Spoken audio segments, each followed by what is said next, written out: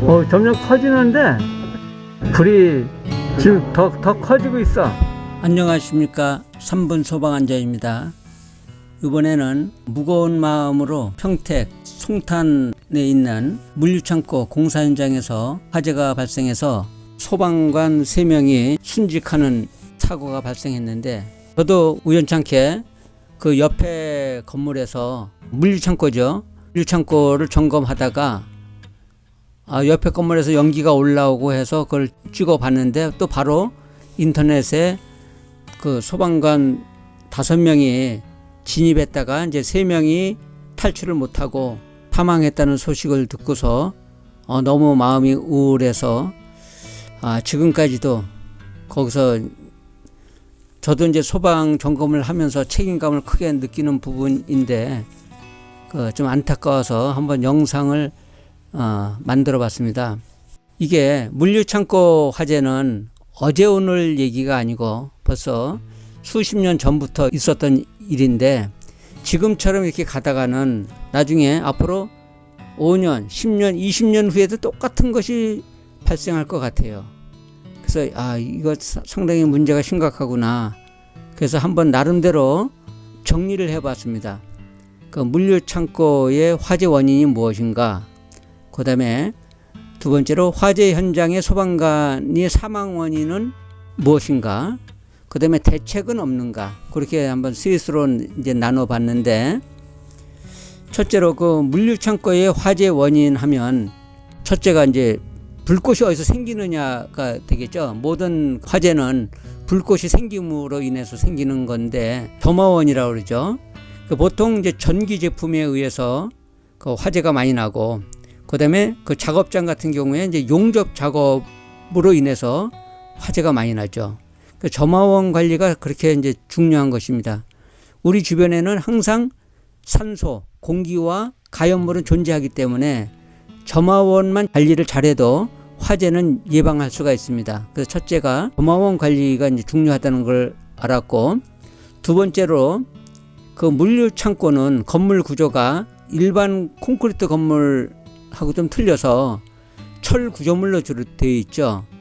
철 비무로 기둥을 세우고, 그 다음에 외벽에는 이제 샌드위치 판넬로 붙이고, 근데 그 샌드위치 판넬은 내부에 이제 스티로폼으로 되어 있죠. 불에 잘 붙는 스티로폼으로 되어 있고, 양쪽에 얇은 철판으로 이렇게 되어 있어요. 그러다 보니까 그 스티로폼 자체가 석유 제품에서 나온 것이죠. 그러니까 한번 불 붙으면은 끌 방법이 없어요. 아무리 소방관이 물을 갖다 부어도 철판이 막고 있죠. 안에서 다 탈 때까지 끝까지 타는 거예요.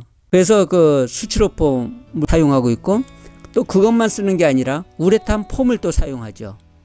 그 우레탄 폼도 전부 다 석유 제품에서 나온 것이죠. 이러다 보니까 한번 불이 붙으면 끌 방법이 없어요. 소방관이 아무리 물을 갖다가 방사를 해도 그때뿐이에요. 또 살아나고 또 살아나고 그러죠. 그것이 이제 그 가격이 싸다는 그 이유로 그렇게 하는데, 참 문제가 심각하죠.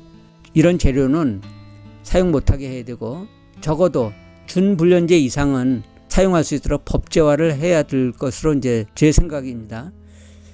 그 다음에 세 번째로는 물류창고 내부는 보관하는 것이 전부 다 물류죠.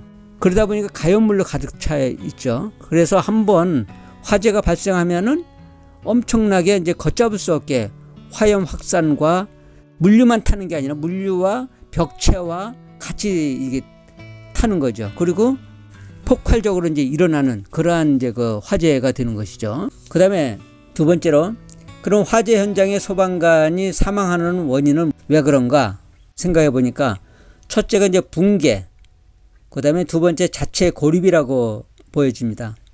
첫째 붕괴는 철 구조물인 철기둥으로 되어 있죠. 철 빔으로 되어 있기 때문에 그것이 열을 받으면, 예를 들어서 500도의 열을 받으면 그 강도는 50%로 줄어들어요. 그러니까 뭐 엄청나게 또 그 바닥은 콘크리트로 되어 있는 것들이 있는데 무너질 수밖에 없죠.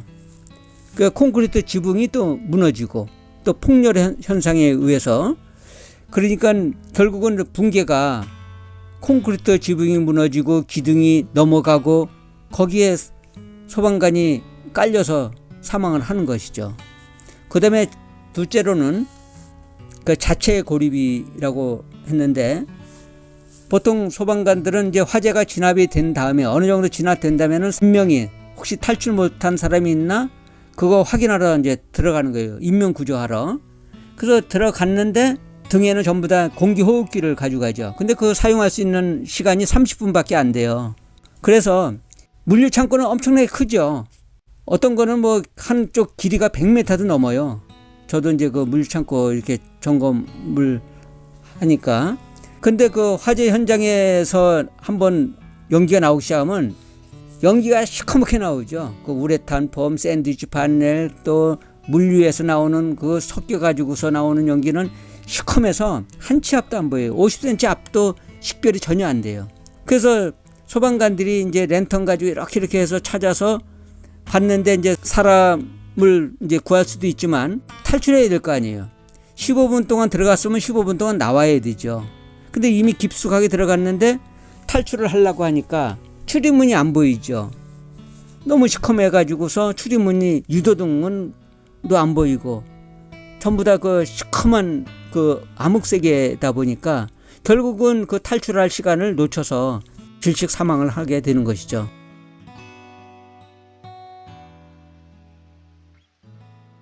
소방관의 사망 원인은 붕괴하고 자체 고립이라고 이제 제가 이제 봤고요.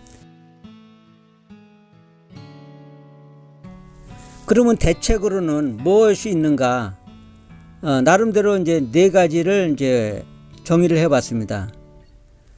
그 지금 과학 문명이 발달되는 과정이니까 첫째로 그 화재 탐사 로봇을 적극 예산을 들여서라도 적극 활용해서 그 인명 탐지할 때는 그런 것들을 활용해서 그 최대한 활용해야 될 것이고, 그 다음에 두 번째로는 그 공기호흡기, 그 소방관이 메고 가는 공기호흡기는 이제 30분밖에 사용을 못 하잖아요.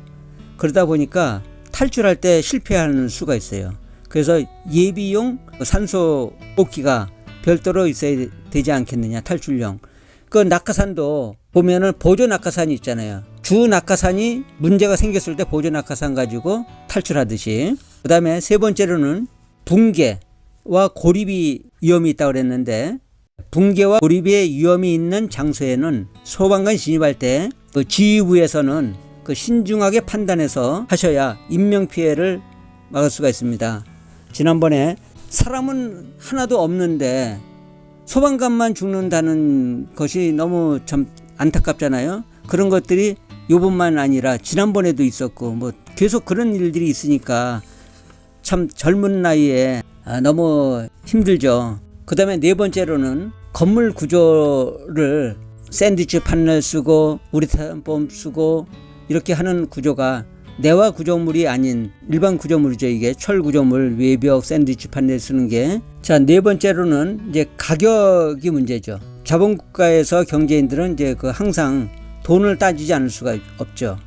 그 가격이 싸야 되고 경제적으로 맞아야 되고 가성비를 따지게 되죠. 그런데 사람이 죽으면 생명은 돈으로 바꿀 수가 없죠. 천하보다 귀하다고 하는 이 생명인데, 그렇지만 유족을 생각한다면 생명값이 적어도 미국과 같은 선진국 수준의 보상은 이루어져야 되지 않겠는가. 국가에서 하든 기업체가 하든, 우리나라도 이제 경제 수준이 많이 선진국 수준에 들어갔으니까 선진국 수준의 보상은 충분히 해줘야 된다고 생각을 합니다. 이렇게 해서 정리를 두서없이 해봤습니다. 감사합니다.